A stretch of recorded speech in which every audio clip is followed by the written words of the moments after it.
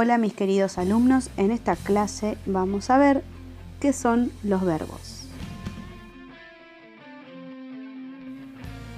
Los verbos son palabras que van a expresar acciones, estados o procesos. Vamos a ver unos ejemplos. Juan corre rápidamente. El verbo corre indica una acción que Juan realiza con su cuerpo. Juan es deportista. Este verbo indica un estado. Y Juan crece día a día en el deporte es un verbo que indica un proceso que se da a lo largo del tiempo. Otra de las cosas muy importantes que tenemos que tener en cuenta con respecto a los verbos es que van a sufrir cambios, es decir, accidentes. Estos accidentes nos van a brindar información gramatical. Esto se refiere a quién realiza la acción, a la persona, al número, en qué tiempo se realiza esa acción y en qué modo. El primer accidente que vamos a ver es la persona. Indica a qué participante de la comunicación se refiere, es decir, a quién hace referencia a esa acción que se está produciendo. Puede estar en primera persona, yo o nosotros, por ejemplo, yo corro o nosotros corremos. El verbo puede estar en segunda persona, tú corres, vos corres, ustedes corren, o en tercera persona, que es cuando va a hablar de ellos o de él. Ellos corren, él corre. El segundo accidente que vamos a ver es el número. El número indica si el verbo está en singular o plural. En singular, bailo, baila. Y en plural es cuando la acción la realiza más de uno. Corren o corremos.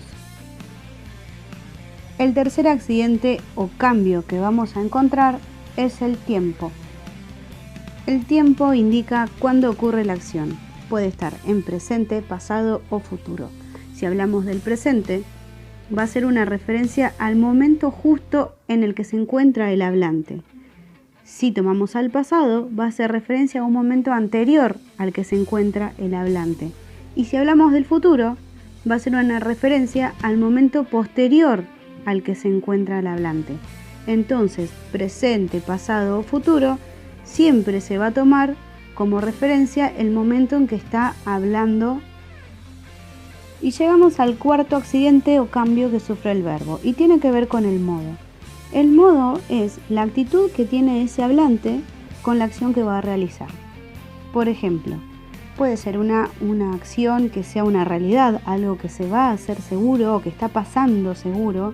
Puede ser una acción que sea un deseo, que exprese una posibilidad, o puede ser una acción que exprese una orden. Existen tres modos. Tenemos el modo indicativo. Este es el de las acciones reales. Por ejemplo, hoy voy a tu casa. Es algo que voy a hacer, es algo que va a suceder. Después tenemos el modo subjuntivo, que son las posibilidades, que son los deseos. Por ejemplo, quizás tenga una posibilidad o ojalá canten mi canción favorita. Y también está el modo imperativo. El modo imperativo son las órdenes. Por ejemplo, ordenen esos libros o canta esa canción. Bueno, ahora hay que prestar mucha atención a esto. Vimos tres modos y cada modo va a presentar sus tiempos verbales. Quisiéramos conjugar un verbo, por ejemplo, cantar, y ver cómo queda el cambio o los accidentes de el tiempo, el modo, la persona y el número, quedaría algo así. En esta tabla podemos ver el modo, en este caso indicativo, los tiempos verbales, la persona, yo, tú, él, nosotros, vosotros y ellos, y el número singular o plural. Después está el modo subjuntivo con sus tiempos, la persona y el número. Y por último, el modo imperativo, donde solamente está la persona y el verbo.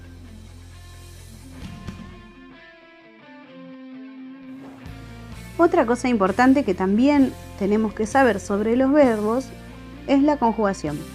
¿Qué es la conjugación? La conjugación es cómo se van a dividir los verbos. Los verbos se van a dividir en 3 grupos. Para saber a qué grupo pertenece cada verbo, tenemos que pensar ese verbo en infinitivo. Recuerden que el verbo infinitivo era el que no tenía persona, no tiene número, no tiene tiempo ni modo.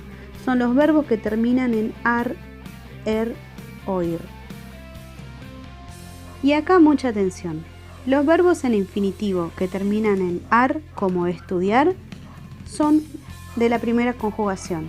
Los verbos en infinitivo que terminan en er van a pertenecer a la segunda conjugación. Y los verbos en infinitivo que terminan en ir van a pertenecer a la tercera conjugación. Todos los verbos pueden tener su forma infinitiva. Otra información muy importante que nos tenemos que acordar es que la terminación del verbo, por ejemplo, ar, er, ir, se va a denominar desinencia. Nos va a dar la información gramatical. Es la parte del verbo que va a cambiar. Y nos va a decir si ese verbo está en primera persona, en segunda o tercera, si está en singular o plural, en qué tiempo y en qué modo se está realizando esa acción. Y la parte del verbo que antecede, o sea, la primer parte de la palabra, nos va a dar información sobre el significado.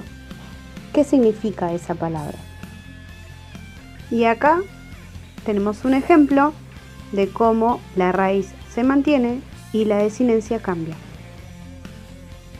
Vamos finalizando con los verbos y les dejo un cuadrito donde simplificamos toda la información.